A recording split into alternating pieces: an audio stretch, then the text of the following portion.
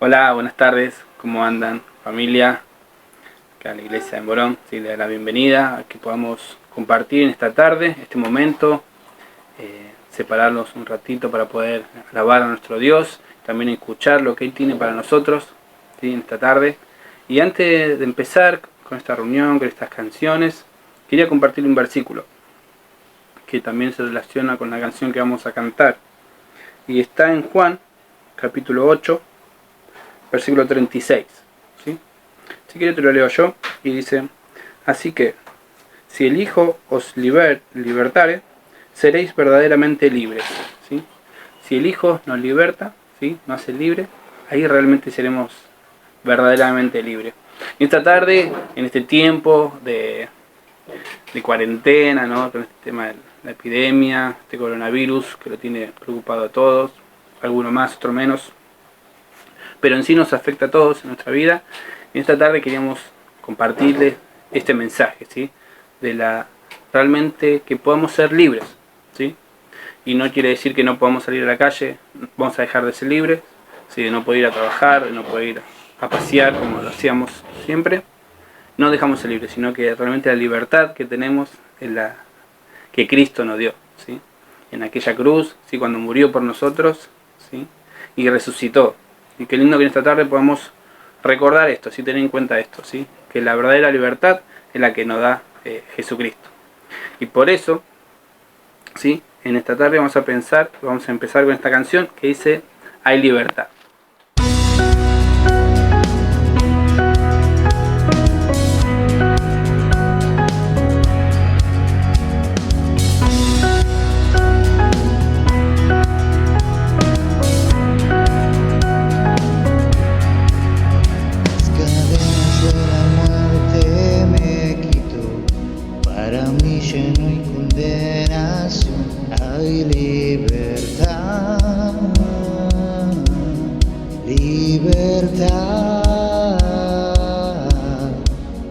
Siendo esclavos del pecado me libró, en la cruz compró mi redención y libertad,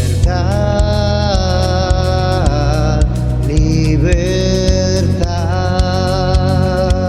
Rompió mis cadenas, me dio vida nueva y al fondo del mar echó mi maldad, lavó mis pecados y me ha perdonado. Solo en el nombre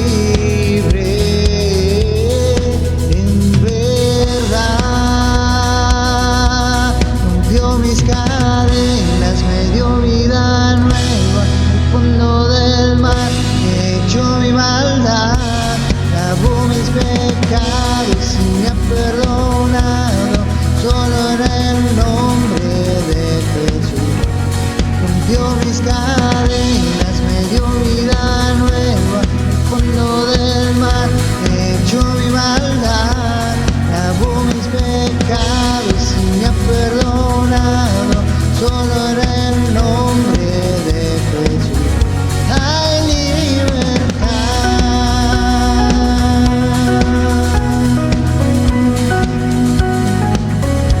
Hay libertad.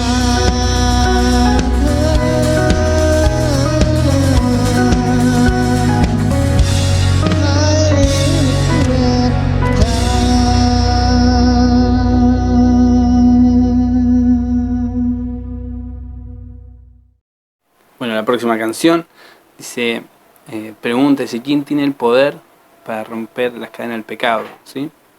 Y la canción de Gracia Sublime, en la cual dice que gracias a Él que pudo ponerse en nuestro lugar, que puede pagar nuestras deudas, en el cual nosotros no podíamos hacerlo, ¿sí? Gracias por su gran amor, ¿sí? Podemos hoy estar alabando también esta tarde, ¿sí? Así que lo invito a cantar esta canción que dice Gracia Sublime es.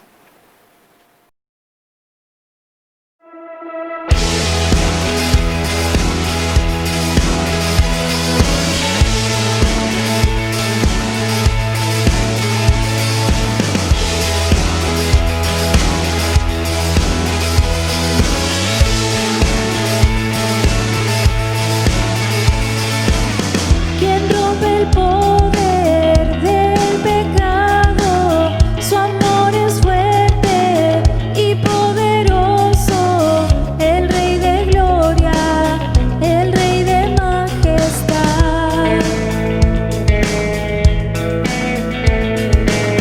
Conmueve el mundo con su estruendo y nos asombra con maravillas, el Rey de gloria, el Rey de majestad.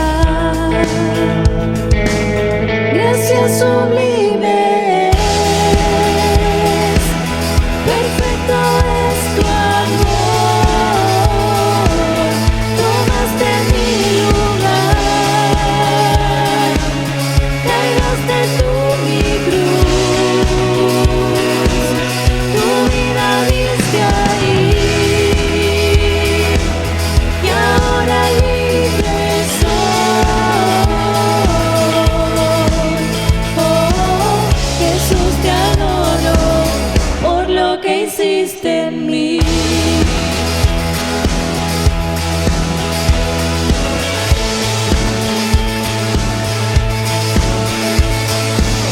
Pusiste en orden todo el caos, nos adoptaste como tus hijos, el Rey de gloria, el Rey de gloria, el que gobierna con su justicia y resplandece con su belleza, el Rey de gloria, el Rey de majestad.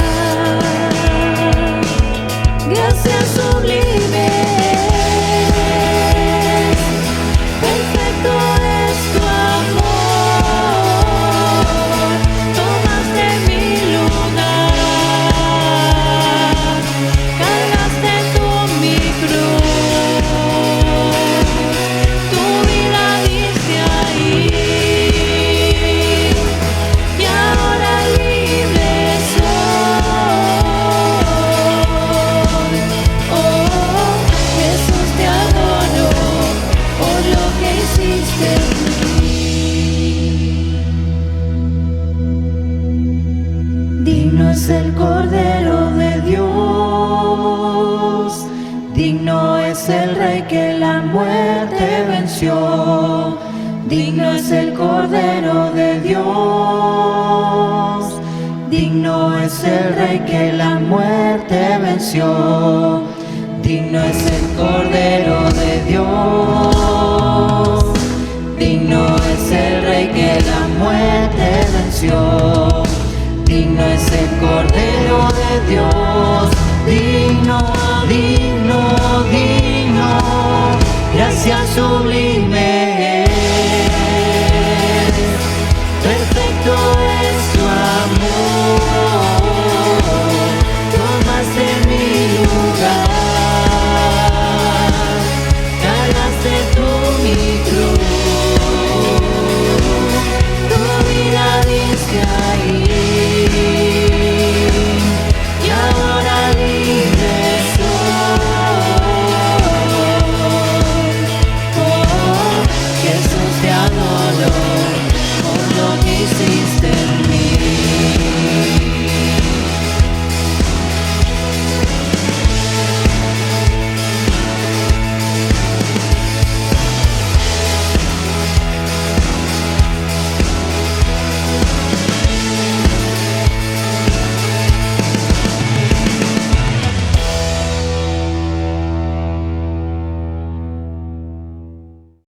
Esta próxima canción, ¿sí?, se llama Majestad, ¿sí? Te invito a que podamos realmente, sé que se complica, ¿sí?, muchas veces, porque nos pasa aquí en casa, ¿sí?, de poder tener realmente ese tiempo de oración, ¿sí?, en el cual es tan necesario para nuestras vidas. Entonces te invito en esta tarde que mientras pase esta canción que se llama Majestad, ¿sí?, vos puedas estar orando, ¿sí?, podamos estar orando en este tiempo, ¿sí?, para que el Señor nos hable, para que el Señor pueda estar tocando nuestras vidas, ¿sí?, con este mensaje, ¿sí?, y no solo que nos hable hoy, sino que todo el tiempo, que podamos estar en comunión con Él, ¿sí?, en el cual se está complicando y muchísimo, ¿sí?, porque muchas personas también se están enfriando, ¿sí?, a no congregarse, porque no tienen computadora, no tienen internet en la casa, no pueden tener este momento de compartir juntos. Así que este tiempo en el cual va a pasar esta canción, ¿sí?, Majestad, vos puedas estar orando ahí con tu familia, ¿sí?, hacerte estos minutos y que realmente puedas tener este momentito, ¿sí?, en el cual puedas estar pidiendo por esta gente, por estos hermanos, ¿sí?, por lo que están conociendo, ¿sí?, la palabra de Dios en este tiempo, ¿sí?, en lo que se están acercando aquí en Monte. Muchas personas también están conociendo a Dios. Estamos también, es un momento, se puede ver como la mano de Dios está tocando las vidas, ¿sí?, de una manera en la cual nadie lo esperaba, ¿sí? Así que te propongo esto, ¿sí?, que puedas estar orando en este tiempo de esta canción que es Majestad.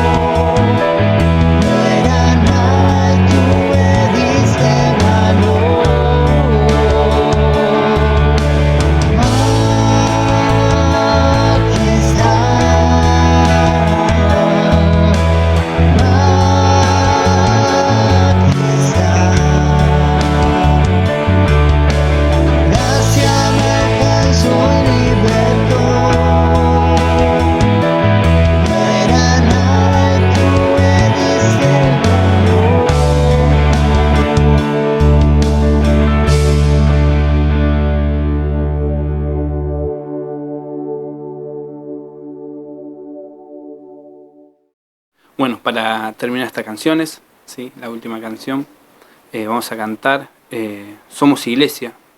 ¿Sí? Y en el coro esta canción dice: somos Iglesia, reino de luz, ¿sí? Nuestra bandera, la cruz de Jesús. ¿Sí? Qué lindo y bueno en esta tarde que podamos tener en cuenta esto, que somos nosotros la iglesia, ¿sí? A pesar de que todas las iglesias estén cerradas, ¿sí? Nosotros poder seguir llevando este mensaje de salvación, ¿sí? Que en cada amigo, cada vecino, cada hermano que nos vea, ¿sí? pueda ver a Cristo en nuestras vidas, ¿sí? Así que le invito a cantar esta canción, ¿sí? Somos Iglesia.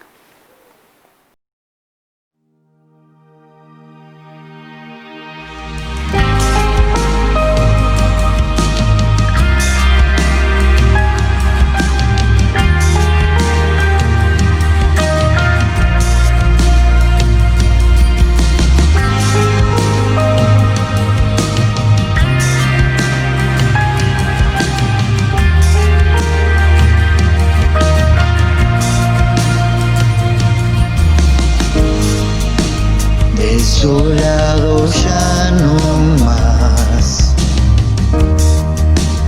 somos herederos con Jesús, extranjeros ya no más, ahora somos hijos por la cruz. Somos iglesia, reino de luz, nuestra bandera, la cruz de Jesús. Somos iglesia, somos nación, la tumba vacía es nuestra canción.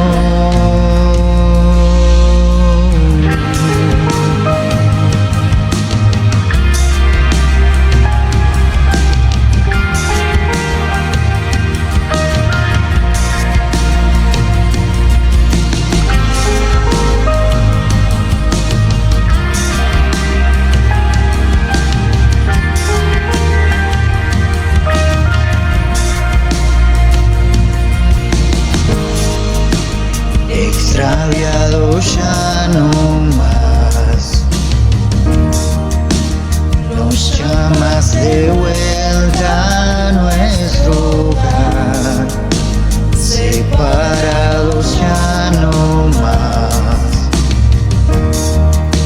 siempre a nuestro lado tú estás.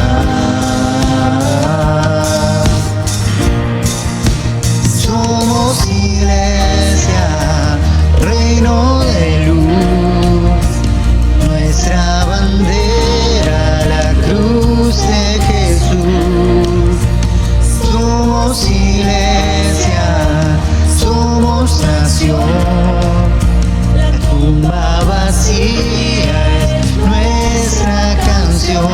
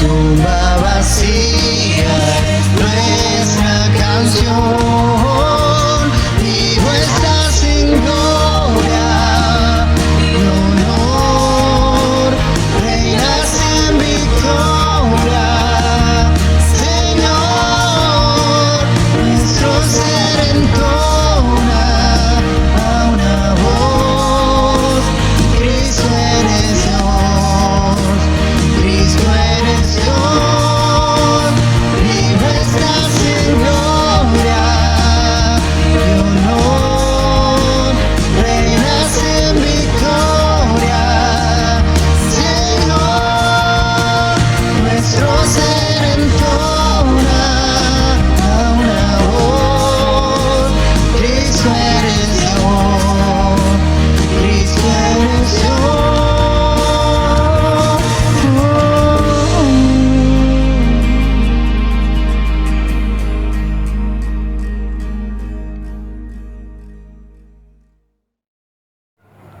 Bueno, para terminar, ¿sí? Vamos a hacer una oración y le vamos a dejar el paso al hermano Adrián Gómez, ¿sí? De Mendoza, que tiene a cargo para compartir la palabra de Dios. Así que oremos, hermanos. Señor, te damos gracias por este día, Señor, gracias por esta tarde podemos tener este momento para poder alabarte, Señor, honrarte. Y también, Señor, te pedimos que podamos estar dispuestos a escuchar de tu palabra, que tú estés tocando nuestros corazones, Señor, que tú seas, Padre, el que realmente esté hablando en esta noche, Señor. Queremos dejarlo en tus manos, Señor, bendice al hermano, Señor, que está a cargo de dar tu mensaje, Señor, que pueda hacerlo con el temor y respeto tuyo, Señor. En el nombre de tu Hijo Jesús, amén. Queridos hermanos, me presento, me llamo Adrián Gómez, conozco al Señor desde mis 12 años, a la edad de 6, 7 años, mis padres me llevaron a la iglesia, recién a los 12 años recibí al Señor en mi corazón, de ahí, bueno, fui creciendo, siempre me congregué en Mendoza, a medida que fui creciendo el Señor me permitió bautizarme, conocerlo más y servirlo en mi juventud. El Señor también me regaló una hermosa esposa. Nos casamos a los 26 años nos casamos. El Señor nos ha premiado con 3 hermosos hijos. Mi esposa se llama Irene, mi hijo mayor se llama Valentín, de 19 años. Luego sigue mi hija del medio, que se llama Luciana, y la más chiquita, que se llama Ana Paula. La van a poder ver seguramente en la foto. Actualmente estamos sirviendo en la iglesia en Flor de Cuyo, en Mendoza.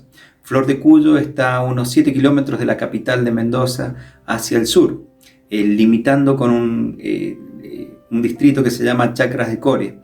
¿Qué es lo que nosotros hacemos ahí? Servimos al Señor con mi esposa, mi hijo mayor está en comunión también, y predicamos el Evangelio, tenemos clases de niños, clases de jóvenes, reuniones de estudio, obviamente tenemos la Cena del Señor, reuniones de oraciones también.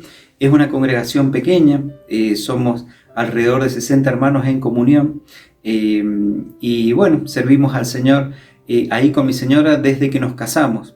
Antes veníamos de otra congregación mucho más grande, y bueno, el Señor permitió que sirviéramos en ese lugar y pudiésemos ocuparnos en la obra en ese lugar. Estamos muy agradecidos al Señor y rogamos sus oraciones también por esta obra en Mendoza, en Flor de Cuyo, y ojalá en algún momento nos pudiésemos conocer personalmente. Un gusto poder participar en la reunión con ustedes. Lo conozco solamente a Marcelo y a su hija cuando vinieron una vez a una conferencia acá a Mendoza, así que mis saludos, no solamente a él y a su familia, sino a todos los hermanos también. El Señor les bendiga, queridos hermanos.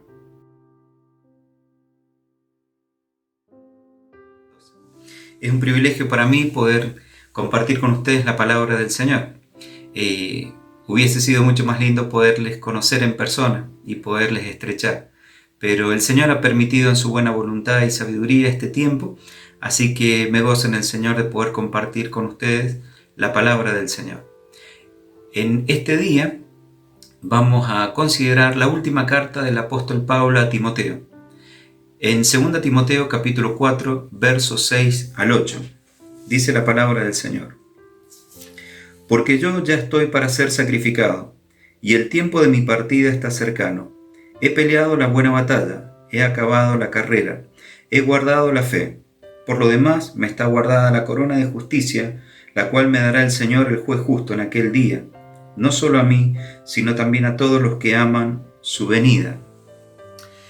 Esta carta del apóstol Pablo, a diferencia del resto de las cartas, tiene un estilo personal, un estilo que, a diferencia del resto de las cartas, podemos notarlo que iba dirigido con un tono de quizás angustia, con un tono quizás de melancolía, dirigida especialmente a aquel hijo suyo en la fe, donde le iba a ser el encargue más importante antes de su partida, así como aquel que es consciente de que le quedan pocas horas en este mundo, trata de buscar todo aquel dosel de consejos, de recomendaciones, de frases apropiadas, de puntos a tener en cuenta, justamente porque sabe que ya pronto está su partida. Con la ayuda del Señor vamos a analizar brevemente la estructura de esta carta, el contenido. La dirección ya la sabemos, está dirigida a Timoteo, pero para entender un poquito más el contenido de esta carta, podemos nosotros mencionar de que esta carta, compuesta por 4 capítulos, tiene un compendio de sana doctrina. Es un compendio muy rico en cuanto a la doctrina, en cuanto a aquellos conocimientos que debemos contener en nuestras iglesias, porque justamente esta segunda carta del apóstol Pablo a Timoteo, junto con primera Timoteo y junto con la carta a Tito, constituyen aquellas cartas pastorales, como se le denominan por aquellos estudiosos de las Escrituras. Como para entender un poquito acerca de cómo se originó esta carta, haciendo un poco de historia, podemos ver allí mismo en 2 Timoteo capítulo 4, verso 16, que dice la palabra del Señor. Dice: en mi primera defensa ninguno estuvo a mi lado, sino que todos me desampararon, no les sea tomado en cuenta. Como para empezar, digamos, la introducción, podemos decir de que el apóstol Pablo estuvo 2 veces encarcelado. La primera vez estuvo encarcelado ahí en Roma, y justamente se menciona acá en el versículo 16 aquella primera defensa donde justamente aquellos cristianos le dejaron solo. Aquellos cristianos que le venían acompañando, que estuvieron con él en sus primeros tiempos de armas en cuanto al evangelio, fue dejado solo. Pero, ¿qué es lo que pasa? Inmediatamente cuando es liberado, algunos podrían haber dicho, bueno, pero si sus hermanos le defraudaron, si le dejaron solo, si realmente le dieron la espalda, si ninguno estuvo con él, quizás lo más común hubiese sido que él se hubiese salido del camino, o que se hubiese dedicado a otra cosa, o se hubiese quedado en alguna casa cómoda recibiendo a aquellos que iban a hablarle o a preguntarle cosas del Señor. Era un gran maestro, podría haber tomado el camino más fácil.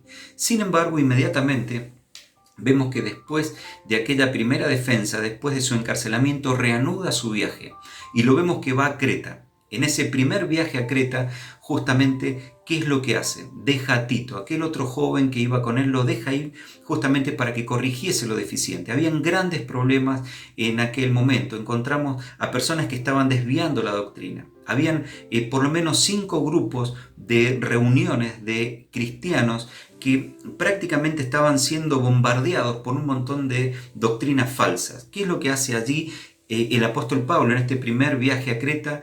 Deja justamente a Tito para que corrigiese lo deficiente. Es decir, no se quedó con ninguna contención en su corazón. Él tenía la obra por delante y sus ojos puestos en el autor de la obra. Entonces llega a Creta, deja a Tito, deja todas las recomendaciones a Tito en cuanto incluso a cómo tenía que ser la estructura de la iglesia. Le pide que se elijan ancianos, que se ordene la iglesia, cómo tenía que ser el perfil y el comportamiento y los atributos de aquellos que estarían llevando adelante esta obra. Pero vemos que también inmediatamente sale a Éfeso, y allí en Éfeso encontramos en 1 Timoteo capítulo 1, versículos 3 y 4, deja a su amado hijo en la fe, deja a Timoteo. Pero después de dejar a Tito en Creta, a Timoteo en Éfeso, parte raudamente a encontrarse en Colosas con Filemón. De allí se va directamente a Macedonia, y allí en Macedonia, lo podemos encontrar en Filipenses capítulo 2 o en 1 Timoteo capítulo 3, ¿qué es lo que hace? Allí se escribe la primera carta a Timoteo. Inmediatamente escribe también la carta a Tito. E inmediatamente, ¿qué es lo que pasa a partir de ese momento? Va a Nicópolis. Allí en Nicópolis podemos ver en Tito capítulo 3, versículo 12, en Nicópolis, ¿qué es lo que hace? Va y visita a Timoteo.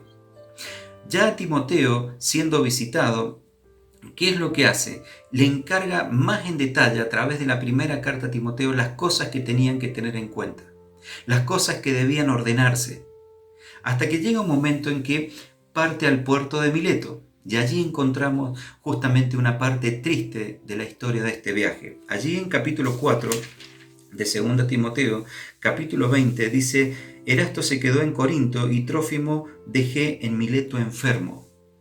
Justamente allí, cuando llega al puerto de Mileto, aquel que le había estado acompañando en toda su tarea, aquel que había estado con él en sus momentos más tristes, que era Trófimo justamente, se enferma. Y uno puede decir, ¿cómo puede ser que a un cristiano le pasen cosas malas? ¿Cómo puede ser que a alguien que está sirviendo al Señor desinteresadamente le pasen cosas malas? Mis queridos hermanos, la obra del Señor es así. Acá le estaba diciendo el apóstol Pablo a Trófimo que lo tenía que dejar. Lo tenía que dejar. Sin duda a cuidado de algunos hermanos, sin duda a cuidado de aquellos que estaban siendo más fieles, pero se estaba quedando solo, enfermo. Hermanos míos, cuánta devoción tenía el apóstol Pablo por la obra. Cuánta devoción tenían aquellos primeros cristianos, que a pesar de estar enfermos no les importaba nada quedarse solo, con tal que aquel que llevaba la obra adelante no parara, siguiese en el camino. Ese era el perfil de la obra en aquellos días. No solamente lo deja allí en Mileto, sino que zarpa a Europa. Justamente allí en Europa lo ve a Carpo. Cuando está allá en Carpo, con Carpo, se arma todo un servicio, apuntado justamente a Corinto. De hecho, va a Corinto, lo podemos ver en el capítulo 4, versículo 20, y allí va a dejar a Erasto en Corinto. ¿Por qué? Porque si bien ya se habían escrito las cartas a la iglesia de Corinto, necesitaban que se corrigiesen varias cosas. Entonces allí se queda Erasto. Ahora, ¿qué es lo que pasa? En ese viaje que zarpa a Europa, y después de que deja a Erasto, justamente algunos dicen que tenía intenciones el apóstol Pablo de ir y predicar a España, incluso de ahí pasar a Italia. En ese viaje es tomado prisionero. En ese viaje es tomado prisionero por segunda vez y es llevado a Roma. En el libro de 2 Timoteo, capítulo 1, versículo 8, dice: Por tanto, no te avergüences de dar testimonio de nuestro Señor Jesucristo ni de mí, preso suyo. Allí cuando se refiere a preso suyo, se refiere de que el apóstol Pablo en este momento estaba siendo introducido en la prisión más peligrosa y más cruenta de aquella época, la prisión de Mamertina. Hay varios historiadores judíos antiguos, entre ellos encontramos a Marcelo, encontramos a varios que apuntan a esta prisión como la prisión más tortuosa. No solamente era tortuosa, sino que aparte el apóstol Pablo venía ya con un historial para ser castigado. Con un historial justamente porque el mismo emperador de aquella época había puesto todo en su contra. Lo habían acusado de incendiar la ciudad, lo habían acusado de sedición, había un montón de acusaciones contra la iglesia y él llega en medio de toda esa turbulencia. Ahora, en medio de ese lugar, justamente hubo alguien que lo buscó para curar sus heridas, para estar con él, para acompañarle. ¿Quién era? Justamente allí, en el verso 16, dice del capítulo 1 de 2 Timoteo, dice: Tenga el Señor misericordia de la casa de Onesíforo, porque muchas veces me confortó y no se avergonzó de mis cadenas. El apóstol Pablo estaba prisionero en una cárcel donde tenían un hueco arriba, era como si fuese en la parte más profunda, estaba el hueco en la parte superior y ahí estaba encadenado. Este hombre que se menciona acá, Onesíforo, no solamente él, sino que él y su familia lo buscaron en todas las cárceles, hasta llegar a la cárcel de Mamertina, y allí justamente fue y le dio aliento. Muchas veces habrá llevado ropa, habrá llevado comida, con el altísimo riesgo, mis queridos hermanos, de que cuando alguien entraba a una cárcel era muy probable que no saliera, por más que fuese de visita. No era como al día de hoy, donde quizás vamos a predicar a la cárcel, dejamos el documento, mostramos la Biblia, mostramos que no llevamos nada encima, cuando queremos salir avisamos y nos dejan libre. En aquella época había muchísimos y altísimos riesgos de quedar en la cárcel, más si se comprobaba que existía alguna relación de parentesco, alguna relación de sociedad con aquel que estaba siendo prisionero en ese lugar. No solamente no se avergonzó, sino que podríamos decir por todo el compendio histórico que se arriesgó por el apóstol Pablo. Ese era el perfil de aquellos creyentes. Ahora, justamente en ese momento, en esa prisión que era buscado tan intensamente y que fue confortado, recordemos, hermanos, que acá ya encontramos al apóstol Pablo totalmente enflaquecido, ya enfermo, desgastado. Lo encontramos heridos, lo encontramos con secuelas de grandes viajes, donde muchas veces en esos viajes no se alimentaba, donde quizás muchas veces cursaba un viaje enfermo, así como le pasó a Trófimo. Mal comido, mal alimentado, con mala salud, y aún en sus últimos momentos, el único que lo estaba consolando allí en ese lugar era justamente este Onesíforo y su familia. Ahora, hermanos, fíjense el ocaso de la vida de aquellos que sirven al Señor. Solos, quizás en un lugar maloliente, en un lugar confinado, pero cuánta obra estaba llevando para el Señor. Hermanos, yo por ahí me pongo a ver como un pequeño paréntesis en aquellas personas que se dicen cristianos, que predican el Evangelio y que ostentan tener millones y millones de personas visitándoles por páginas web, visitándoles en sus canales de YouTube, sus cuentas bancarias creciendo, ostentando autos deportivos. Una persona que predica al Señor, una persona que habla de Cristo, una persona que lleva la obra del Evangelio adelante. Hermanos míos, yo veo un perfil totalmente distinto en aquellos que realmente sirvieron al Señor. Veo lágrimas, veo cadenas, veo muchas veces dejado solo, incluso por creyentes. Veo muchas veces quizás errantes, como va a decir en otra parte de las Escrituras. Sin embargo, sus ojos bien firmes puestos en el galardón. Para entrarnos un poquito más ya en el contenido de la carta, podemos decir de que Timoteo estuvo prácticamente 15 años desde que se encontró con Pablo en Listra. Timoteo recibió al Señor allí y desde ese momento fue un compañero fiel. Prácticamente desde su segundo y tercer viaje no se separó del apóstol Pablo, a tal punto que fue comisionado como algunos de aquellos principales precursores del Evangelio, en donde se lo mandaba como predicador itinerante a corregir lo deficiente, a alentar a los creyentes, a llevar justamente como un delegado bíblico, llevar a través de aquellas misiones lo que realmente la palabra del Señor quería decir. La doctrina había sido bombardeada en aquella época y el que iba era aquel pequeño joven tímido que recibió al Señor por allá cerca de los 20 años y va a terminar la vida del apóstol Pablo y va a estar rondando Timoteo los 35 años, pero encontramos a alguien débil también, de carácter, encontramos a alguien relativamente enfermo en su salud. Allí en 1 Timoteo capítulo 5, verso 23, se habla de las frecuentes enfermedades que tenía, entre ellas enfermedades estomacales, seguramente por las cosas que se comían en los viajes. Pero, ¿qué es lo que quiero notar de este joven tan amante del Señor y tan compañero de este solitario apóstol Pablo? Lo que podemos ver justamente en Filipenses capítulo 2,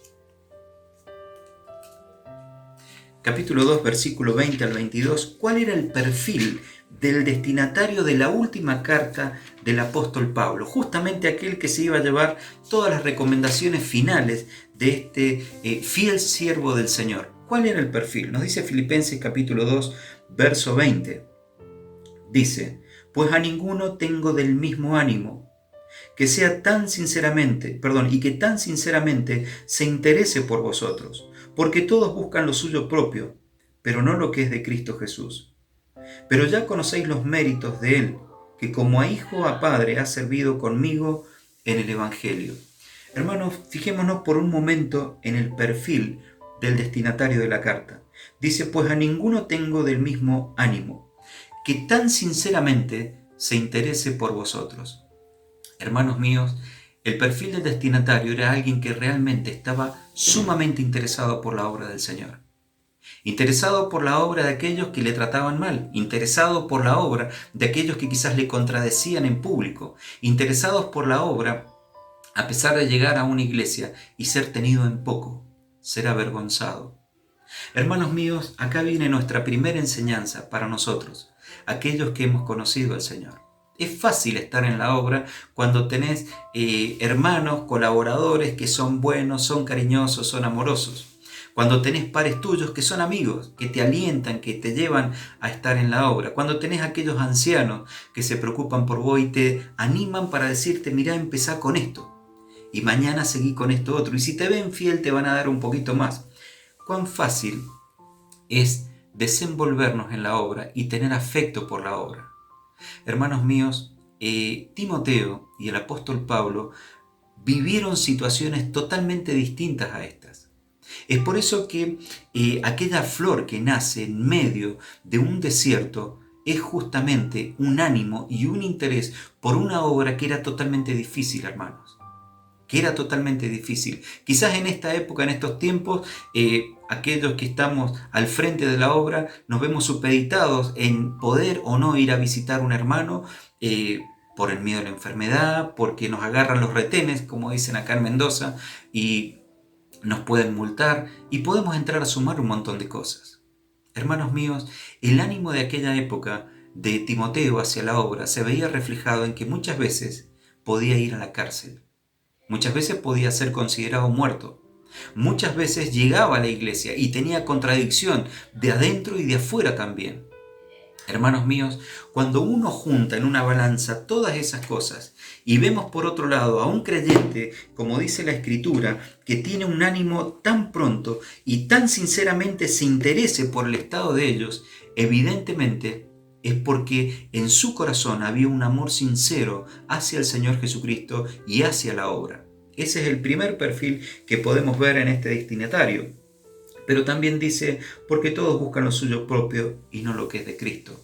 Hermanos, tan fuerte nos golpea este versículo. Dice, porque cada uno busca lo suyo propio. Hermanos míos, acá nos muestra por qué el destinatario era tan especial.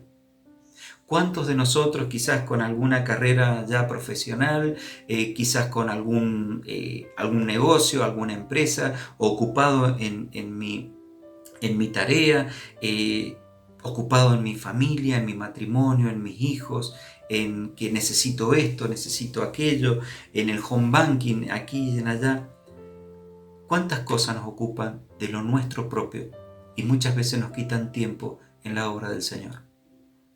Hermanos míos, ¿cuántas veces tenemos que darnos cuenta que realmente nosotros también buscamos lo nuestro propio? ¿Cuánto quizás el Señor quisiera dejar en nuestras vidas para que nosotros nos ocupemos de su obra? Para que realmente vayamos al frente y que seamos destinatarios de aquellos planes que el Señor tiene, sin duda, para el lugar donde nosotros nos desenvolvemos. Qué triste hubiera sido si el apóstol Pablo, en medio de esta segunda carta a Timoteo, en algún momento él hubiese frenado y hubiese dicho, pero Timoteo realmente se sigue ocupando de sus cosas. Sigue teniendo prioridad de sus proyectos y no lo que es del Señor. Acá él veía a alguien que todos sus proyectos y todo su interés era por la obra. Y obviamente termina concluyendo este versículo 22 con el aspecto más importante por el cual se define como destinatario único. Dice el verso 22, pero ya conocéis los méritos de él, que como hijo a padre ha servido conmigo en el Evangelio. Dos cosas a considerar muy importantes en este destinatario. En primer lugar, los méritos hablaban por sí solos. Hermanos míos, ¿cómo son nuestros méritos en cuanto a la obra? Es fácil cuando los méritos son vistos por una cámara, porque anunciamos el Evangelio o porque predicamos la palabra. Pero ¿cuántos méritos hay más para alcanzar, más para hacer, que tienen que ser vistos en nuestra vida?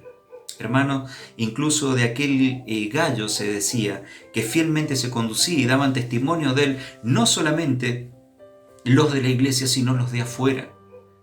Hermanos, cuántos méritos dentro de la iglesia, fuera de la iglesia, tienen que ser vistos justamente. ¿Por qué, mis queridos hermanos? Porque eso nos muestra cuánto amamos la obra, sinceramente. Y después va a decir, dice que como hijo a padre ha servido conmigo en el Evangelio. Y acá viene la parte tierna, la parte blanda de la carta.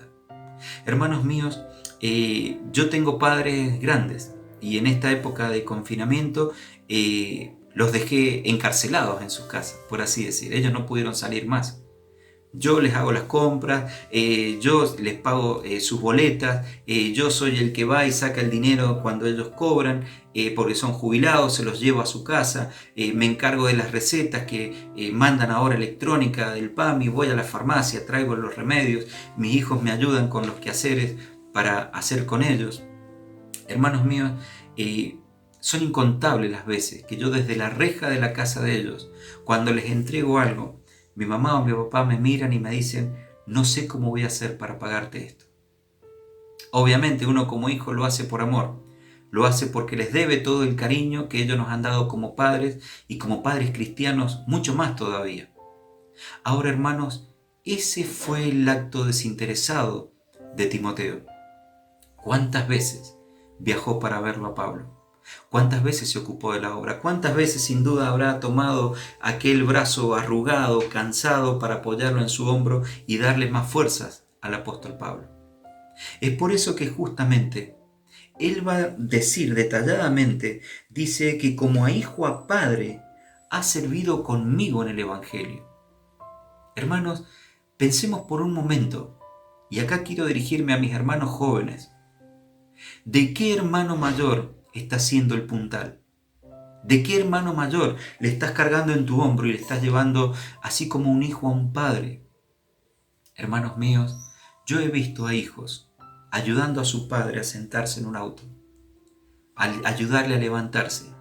Estos días de cuarentena acá en Mendoza he visto a hijos llevando a su padre haciendo una cola para que le pusieran una vacuna.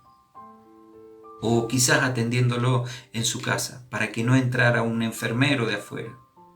Hermanos míos, ¿qué cuidado tenemos nosotros con aquellos que están al frente de la obra? ¿Cómo les animamos? ¿Cómo les sostenemos? ¿Cómo estamos con ellos? Para cuando llegue aquel día puedan decir de nosotros, este estuvo, así como un hijo a un padre, sosteniéndome, porque amaba la obra así como la amé yo. Ese fue el perfil de este destinatario.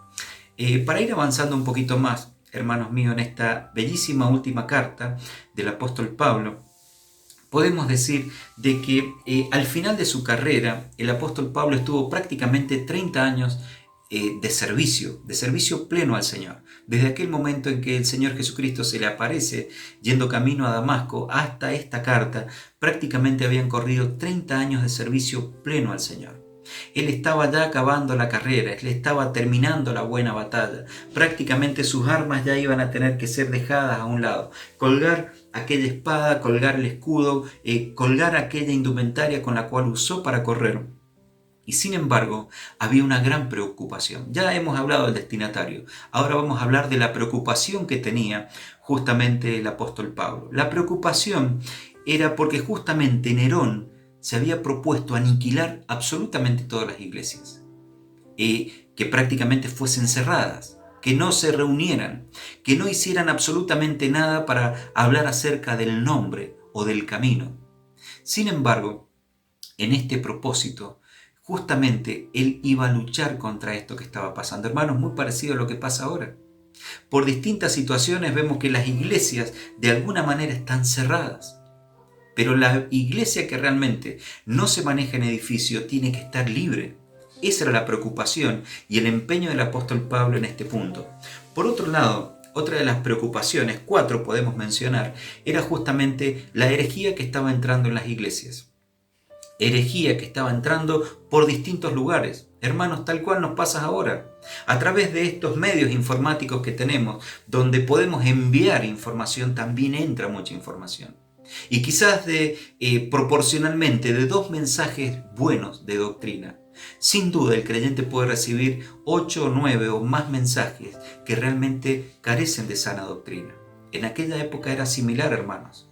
Estaba entrando muchísimas herejías en las iglesias, a tal punto que el apóstol Pablo le va a decir: es necesario taparles la boca. Es necesario actuar con más firmeza justamente para que esto no siga avanzando. Pero encontramos un tercer punto de peligro o un tercer punto de preocupamiento del apóstol Pablo por el cual va a escribir esta carta. El tercer punto era la apostasía que estaba viniendo en aquellos días. Allí en la misma carta de 2 Timoteo, en el capítulo 1 y en el verso 15 dice: ya sabes esto, que me abandonaron todos los que están en Asia, de los cuales son Figelo y Hermógenes.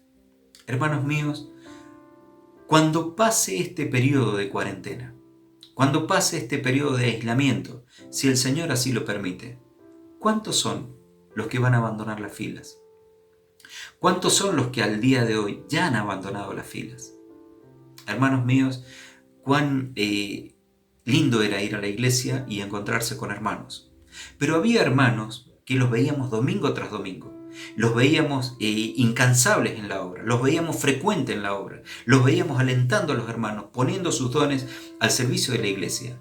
Sin duda esos hermanos, en esta época de reunión virtual, por así podríamos decir, o de reunión usando este tipo de herramienta, los vemos también. Fíjense cuán llamativo es esto.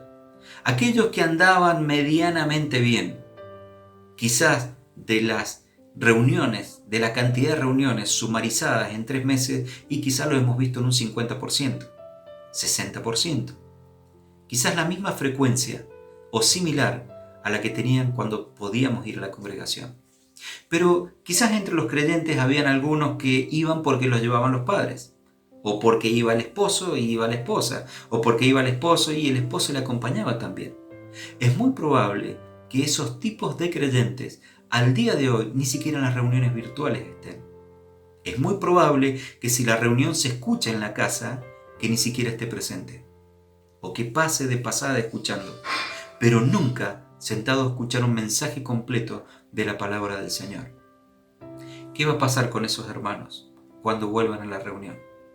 Justamente ese periodo de apostasía estaba siendo vigente en aquella época, y acá ve que muchos hermanos de Asia habían pasado por esta situación.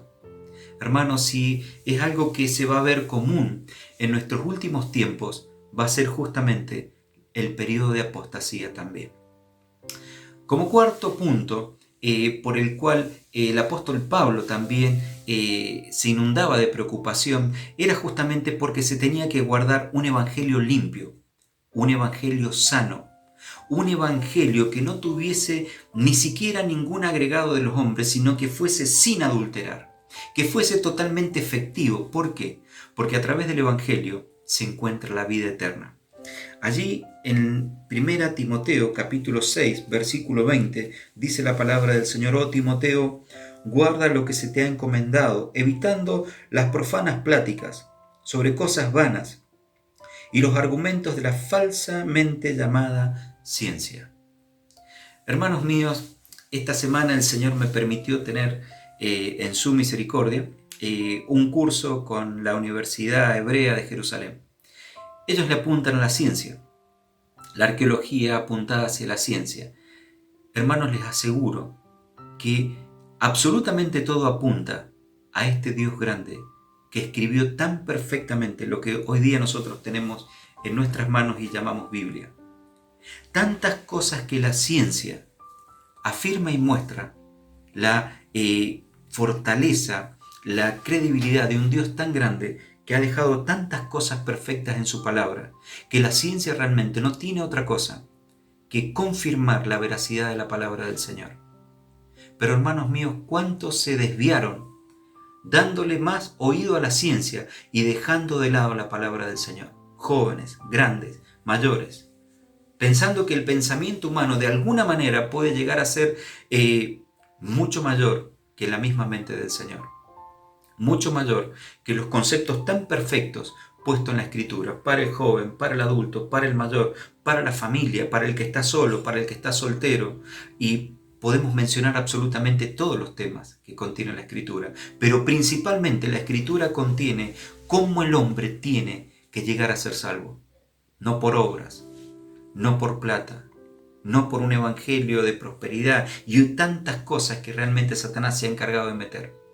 Es por eso que justamente la cuarta preocupación es que el evangelio sea mantenido totalmente puro, predicado totalmente puro y con toda la claridad que merece, diciéndole al pecado que es pecado y al pecador que comete el pecado que se va a ir al infierno si realmente no cree en el Señor Jesucristo. Hablar de la sangre que fue derramada en la cruz del Calvario para que nosotros, arrepintiéndonos, tengamos vida. Hablar del infierno, hablar del cielo, cosas tan reales que hoy por hoy prácticamente en todos estos canales de todos estos evangélicos que se llaman youtubers, muchos de ellos han dejado de lado, porque si lo incluyeran en sus prédicas, seguramente estarían terminando solos como el apóstol Pablo o como este legendario Timoteo. Hermanos, para ir terminando, de esta estructura de esta carta tan eficiente a la cual les recomiendo leer, son 4 capítulos muy ricos, donde cada vez que lo leemos, sin duda, encontramos enseñanzas para nuestras vidas muy útiles, porque como dijimos al principio, son las recomendaciones últimas de alguien que iba a partir, que tenía un concepto muy claro de la obra y que tenía un concepto claro a quién se lo tenía que encomendar. Con respecto al capítulo 1, si nosotros quisiésemos llamar una palabra para englobar el contenido de este capítulo 1, podríamos decir reténla. Esa sería la palabra. Encontramos en el verso 6, dice, por lo cual te aconsejo, en el capítulo 1, dice, por lo cual te aconsejo que avives el fuego del don de Dios que está en ti por la imposición de las manos. Versículo 8, dice, por tanto no te avergüences de dar testimonio de nuestro Señor Jesucristo, ni de mí, preso suyo, sino participa de las aflicciones por el Evangelio según el poder de Dios. ¿Cómo lo podemos retener? En primer lugar, avivando el fuego del don que Dios nos ha puesto. Pero en segundo lugar, alguien retiene algo cuando no se avergüenza.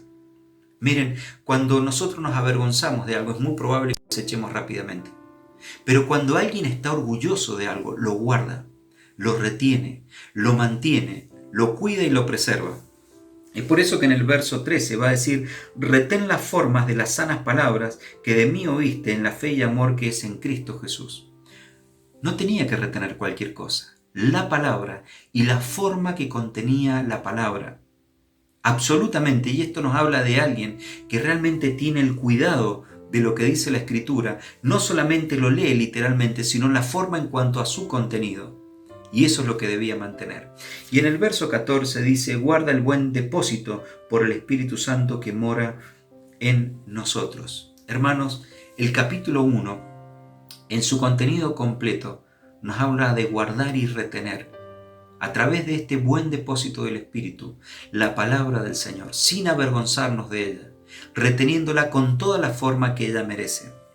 El capítulo 2, rápidamente, si nosotros citamos una palabra, en el capítulo 1 dijimos reténla, en el capítulo 2 podríamos nombrar categóricamente la palabra enséñala. Capítulo 2, enséñala. ¿Qué es lo que dice el verso 2? Lo que has oído de mí ante muchos testigos, esto encarga a hombres fieles que sean idóneos para enseñar también a otros. Hermanos, no hay nada mejor que enseñar la palabra, pero para enseñarla tenemos que retenerla primero. Por otro lado, le va a decir los caminos o los sinsabores que tiene esto de enseñar la palabra. Dice el versículo 3 del mismo capítulo 2. Dice, tú pues sufre penalidades como buen soldado de Jesucristo. Versículo 9, en el cual sufro penalidades hasta prisiones a modo de malhechor, mas la palabra de Dios no está presa. Mis queridos hermanos, cada vez que queramos enseñar la palabra del Señor, sin duda vas a tener pruebas, vas a tener dificultades, van a pasar cosas en tu familia, van a pasar cosas en tu vida secular. ¿Por qué? Porque aquellos que enseñamos la palabra del Señor, no nos tenemos que olvidar que hay alguien que no quiere que lo enseñemos. Aún en estos últimos tiempos, la palabra del Señor va a ser impedida, sale por otros medios. Vamos a tener pruebas, vamos a seguir teniendo dificultades, pero acá la recomendación en el capítulo 2 es enseña la palabra. Verso 14 del capítulo 2 dice: recuérdales esto, exhortándoles delante del Señor, que no contiendan sobre palabras, dice, lo cual para nada aprovecha, sino que es para perdición de los oyentes.